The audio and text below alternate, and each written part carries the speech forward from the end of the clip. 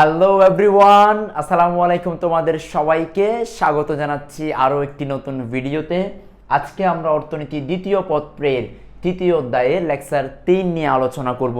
আশা করছি এই বিষয়ে আজকে আমরা যে বিষয়গুলো তোমাদের সামনে তুলে ধরবো একদম প্রাণবন্তভাবে তুমি সব কিছু বিষয় বুঝতে পারবা। সো আমরা প্রথমে একটু দেখি, সেটা হচ্ছে রপ্তানিমুখী শিল্প। এবং রপ্তানিমুখী শিল্প বলতে কি বোঝায় সেই বিষয়ে ডেফিনেশন দেখব।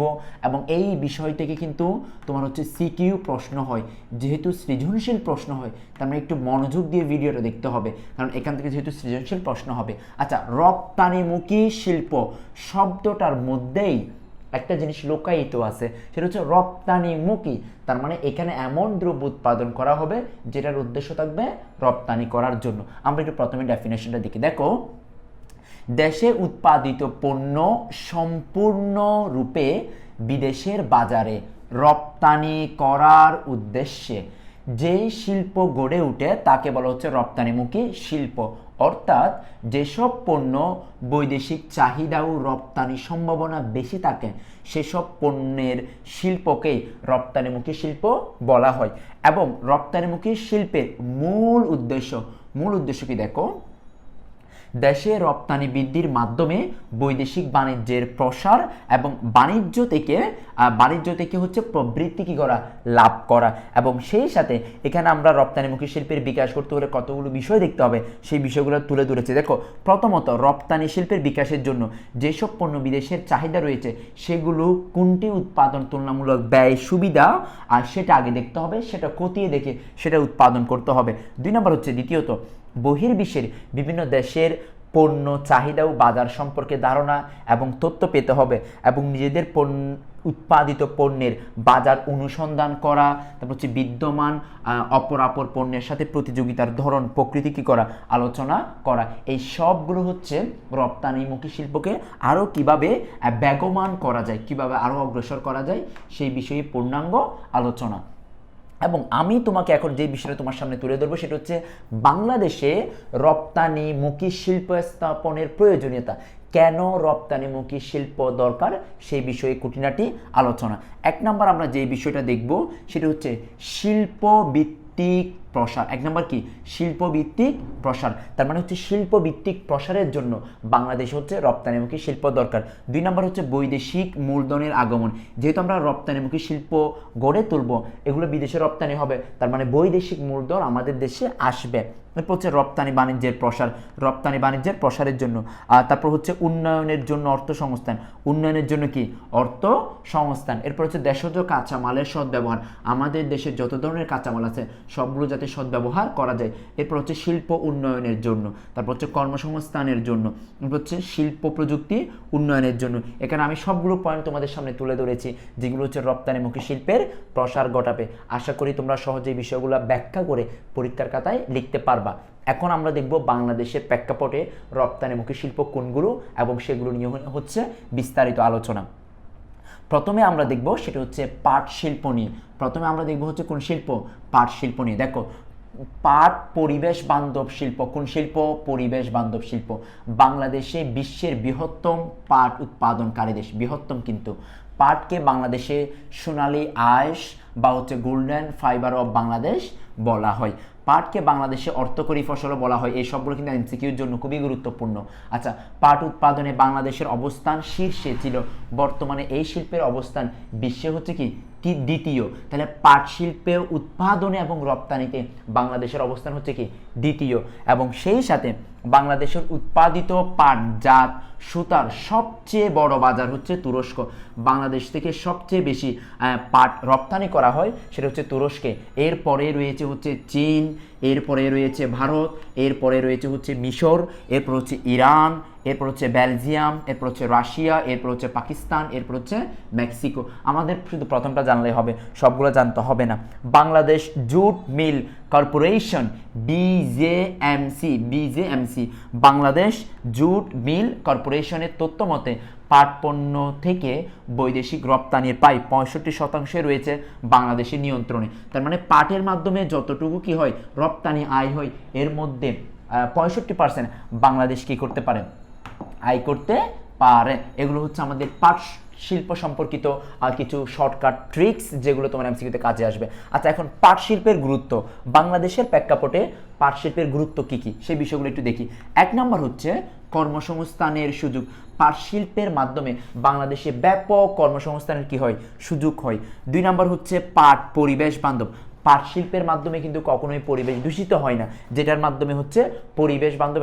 3 নম্বর আমরা যে বিষয়টা দেখবো সেটা হচ্ছে পাটকাঠি। পাটকাঠির কারণে এটা পাটকাঠি কিন্তু তোমার হচ্ছে পাট শিল্পের একটা অন্যতম গুরুত্ব আমরা দেখতে পারি। আর 4 নম্বর হচ্ছে বৈদেশিক মুদ্রা অর্জন। 4 নম্বর কি, বৈদেশিক মুদ্রা অর্জন।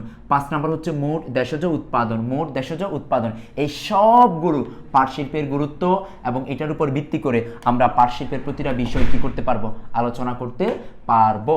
আচ্ছা, এরপরে দেখো বাংলাদেশে বর্তমানে পাট শিল্পের অবস্থা একটু আমরা একটু দেখে আসি। এগুলো এমসিকিউতে কাজে লাগবে, বাকি খুব বেশি কাজে লাগবে না, এমসিকিউতে কাজে লাগবে। দেখো, বাংলাদেশ প্রথম 1951 সালে প্রতিষ্ঠিত হয় বাংলাদেশে প্রথম পাটকল, এবং বাংলাদেশে বৃহত্তম পাটকল সেটা হচ্ছে আদমজি পাটকল। তার মানে 1900 কত সালে, 51 সালে বাংলাদেশে প্রতিষ্ঠিত হয়, স্বাধীনতার প্রায় 20 বছর আগে। দেশ স্বাধীন হওয়ার পর 1971-72 অর্থ বছরে পাটকলের সংখ্যা ছিল 68টি। বর্তমানে দেশে BJMA এর অধীনে পাটকলের সংখ্যা হচ্ছে 146টি। হাততালি দাও না, যে পরিমাণ কত বাড়ছে দেখো। 71 সালে ছিল 68, এখন হচ্ছে কত, 146। এর মধ্যে 48টি হচ্ছে বেসরকারি মালিকানাধীন ছেড়ে দেওয়া হয়, এবং 108টি স্থাপিত প্রায় হচ্ছে, এগুলো হচ্ছে কিসের, উৎপাদনকারী মিল হিসেবে রয়েছে, উৎপাদনকারী মিল হিসেবে স্থাপন করা হয়। কতটি, 108টি। এর মধ্যে 108টির মধ্যে 89টি হচ্ছে কম্পোজিট মিল, 4টি হচ্ছে কার্পেট, 15টি হচ্ছে বহুমুখী পাট পণ্য উৎপাদনকারী। আচ্ছা, শিল্পনীতি 2010-এ পাটজাত পণ্যকে অগ্রাধিকার খাত হিসেবে বিবেচনা করা হয়, এবং পাট নীতি 2011 প্রণীত হয় এটার উপর ভিত্তি করে, মানে অগ্রাধিকার হিসেবে বিবেচনা করে পাট নীতি ঘোষণা করা হয়। বর্তমানে BJMCর আওতাধীন মোট মিলের সংখ্যা হচ্ছে 26টি। আচ্ছা, 22-23 অর্থ বছর, যেটা একদম সাম্প্রতিক, 22-23 অর্থ বছরে পাটজাত পণ্যের রপ্তানি মোট হচ্ছে 4 লক্ষ মেট্রিক টন, যা থেকে রপ্তানি আয় হয়েছে 480 মিলিয়ন মার্কিন ডলার। এটা হচ্ছে 22-23 অর্থ বছরে। তুমি এই ভিডিও যখন দেখতে পাচ্ছ সেই সেশন হিসাব করে সেই বছরের আপডেট তথ্যটা জেনে নিলে হবে। বাকি সবগুলো তো স্থির, এই সবগুলো হচ্ছে ফিক্সড তথ্য, একদম স্থির তথ্য।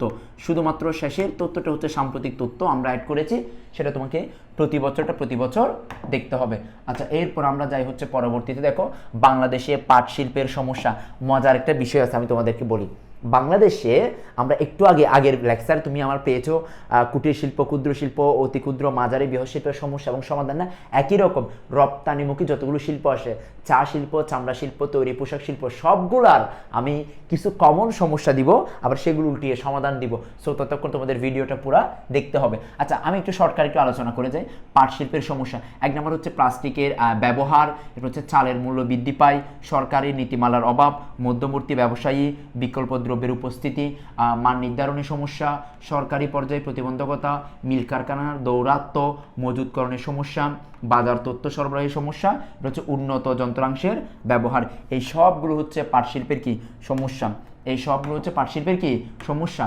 আর সমাধান তো আরো সহজ, সমাধান তো একদম মনে রাখার মতো করে সহজে তুমি মনে রাখতে পারবা। এই সবগুলো আবার উল্টাই দিলে কি হবে, পাট শিল্পের সমাধান হবে।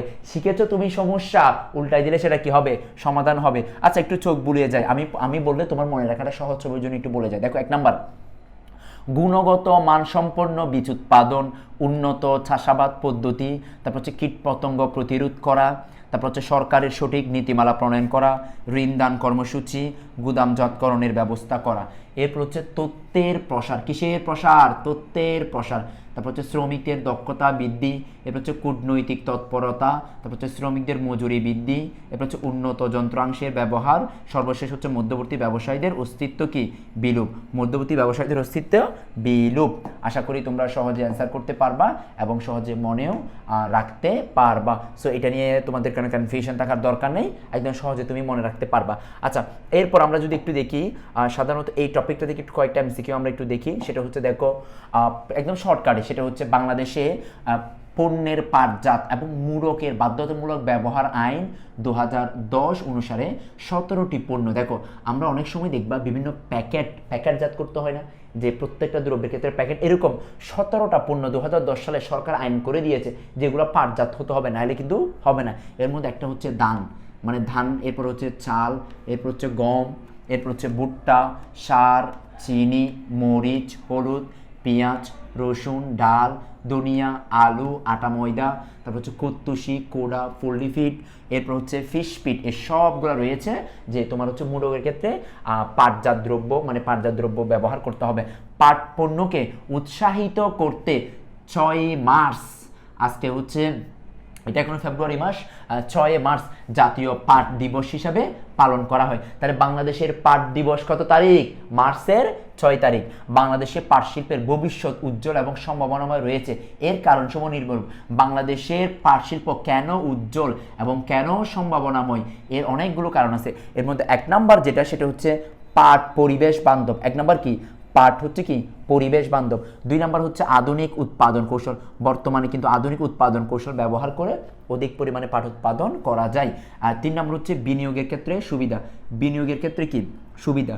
আবার 4 নাম্বার হচ্ছে অন্যান্য বস্ত্র তৈরি, 4 নাম্বার হচ্ছে অন্যান্য বস্ত্র তৈরি। 5 নাম্বার হচ্ছে স্বল্প উৎপাদন ব্যয়, স্বল্প উৎপাদন ব্যয়। 6 নাম্বার হচ্ছে ভিক্স সুতা উৎপাদন, কি সুতা? ভিক্স সুতা উৎপাদন। আর 7 নাম্বার হচ্ছে পাটের শ্রেষ্ঠত্ব, পাটের কি হবে? শ্রেষ্ঠত্ব।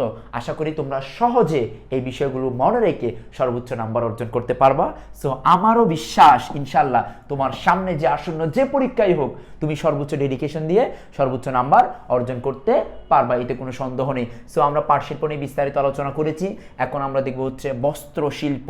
দেখো বস্ত্র শিল্প অনেকেই কিন্তু গুলিয়ে ফেলে যে বস্ত্র কি আবার পোশাক কি, এর মধ্যে পার্থক্য কি। আচ্ছা আমি বলি, তুমি দুশ্চিন্তা উৎকণ্ঠিত হইও না, আমি একটু শর্টকাটে বলে দিচ্ছি। দেখো আমি এখন যেটা পরে আছি এটা হচ্ছে কাপড়, দেখো এটা কি পরে আছি? কাপড় পরে আছি, এটা হচ্ছে উন্নত মানের কাপড় বা কাপড়। আচ্ছা এই কাপড় তো কাপড় ছিল না, সেটা ছিল হচ্ছে তোলা। এই তোলা তো তোলা ছিল না, সেটা ছিল কি? এই সুতা।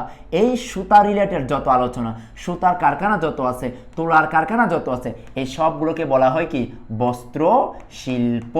বস্ত্র শিল্প, তার মানে প্রাথমিক দ্রব্য নিয়ে যেটা গড়ে ওঠে সেটা হচ্ছে বস্ত্র শিল্প, আর চূড়ান্ত দ্রব্য নিয়ে যেটা গড়ে ওঠে এটা হচ্ছে তৈরি পোশাক। তার মানে তৈরি পোশাক এবং বস্ত্র শিল্পের মধ্যে পার্থক্য আশা করি তোমরা বুঝতে পেরেছো। সো এটা নিয়ে কোনো কনফিউশন থাকবে না। আচ্ছা আমি একটু তাহলে পুরো ডিটেলস আলোচনা করি। মানুষের মৌলিক প্রয়োজনগুলোর মধ্যে অন্যতম হলো বস্ত্র। বাংলাদেশে বর্তমানে সবচেয়ে বেশি বৈদেশিক মুদ্রা অর্জন করে বস্ত্র শিল্পের মাধ্যমে। বাংলাদেশ বিশ্বের দ্বিতীয় বৃহত্তম তৈরি পোশাক রপ্তানিকারক দেশ। বাংলাদেশে গার্মেন্টস ও বস্ত্র শিল্প যৌথভাবে 50 লক্ষ শ্রমিক, কতজন দেখছো? 50 লক্ষ শ্রমিক নিয়োজিত আছে, তাদের মধ্যে 80% হচ্ছে নারী, মানে 50 লক্ষের মধ্যে 80% কি? নারী। তৈরি পোশাক খাত নিট ওয়ের হতে দেশের মোট রপ্তানি আয় হচ্ছে 83%। এই তথ্যগুলো একটু মনে রাখিও, এগুলো